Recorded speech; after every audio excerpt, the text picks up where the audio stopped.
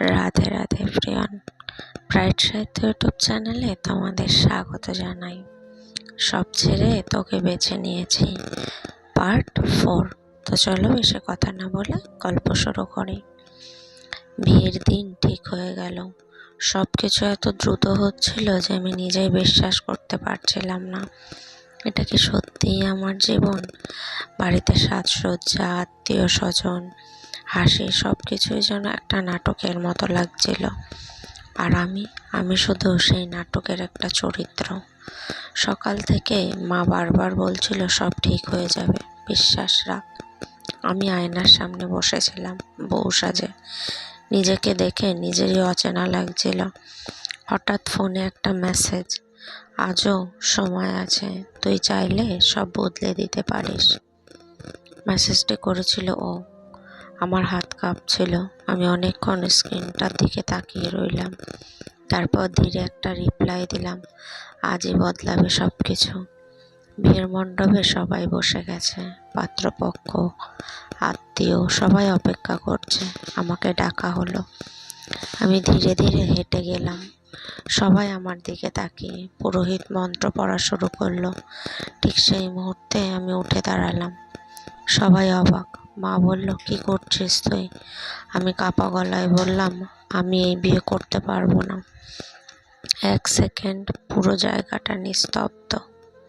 পাত্রপক্ষ অবাক, আত্মীয়রা ফিসফিস করছে। মা রেগে গিয়ে বলল, এত বড় লজ্জা দিচ্ছিস আমাদের? আমার চোখে জল চলে এলো, কিন্তু আমি থামলাম না। আমি কাউকে ঠকাতে চাই না, না তাকে না নিজেকে। সবাই তখন তাকিয়ে।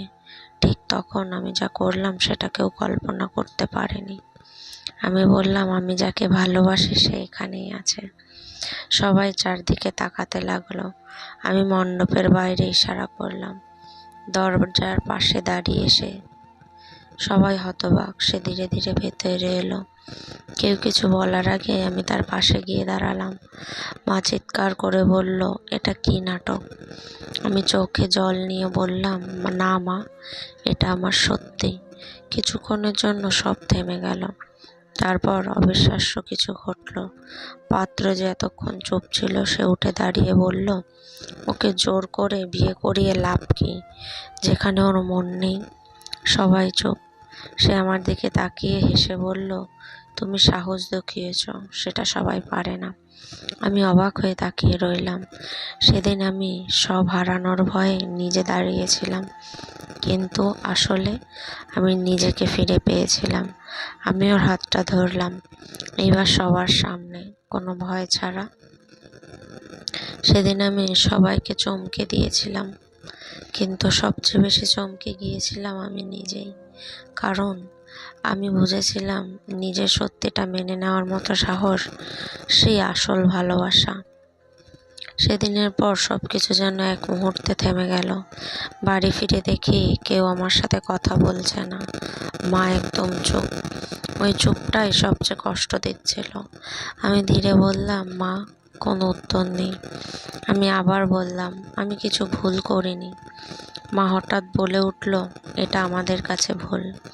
আমার কথাটা শুনে আমার বুকটা কেঁপে উঠল।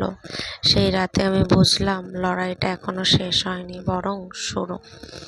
পরের দিন সকালে মা আমার সামনে এসে একটা ব্যাগ রেখে বলল, যদি নিজের মতো বাঁচতে চাস তাহলে নিজের দায়িত্ব নিজেকেই নিতে হবে। আমি স্থির হয়ে গেলাম। মানে? মা ধীরে বলল, এই বাড়িতে থাকতে হলে আমাদের নিয়মে চলতে হবে, না হলে।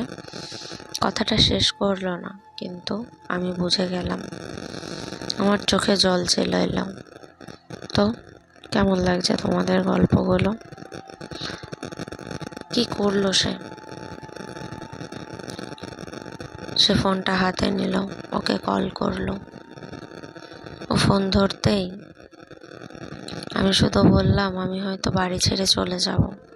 ও কিছুক্ষণ চুপ, তারপর বলল, আমি আছি, কিন্তু এই সিদ্ধান্তটা তোর নিজের হতে হবে। আমি বুঝলাম এবার সত্যিই আমাকে নিজের পথ বেছে নিতে হবে।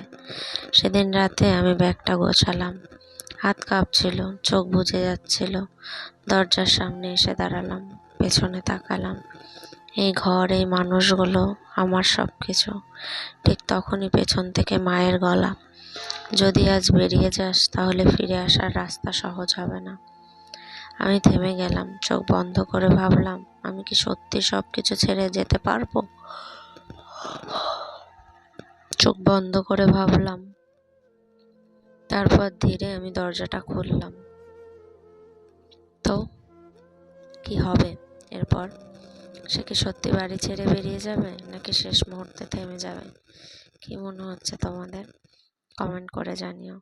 এমন সুন্দর সুন্দর গল্প পেতে ব্রাইট সাহিত্য ইউটিউব চ্যানেলকে সাবস্ক্রাইব করতে হবে। জলদি গিয়ে সাবস্ক্রাইব করো। আর কিছু ভুল ত্রুটি হলে ক্ষমা করে দিও। নেক্সট পার্ট খুব তাড়াতাড়ি আসবে। ততক্ষণের জন্য সবাই খুব ভালো থেকো, সুস্থ থেকো। রাধে রাধে।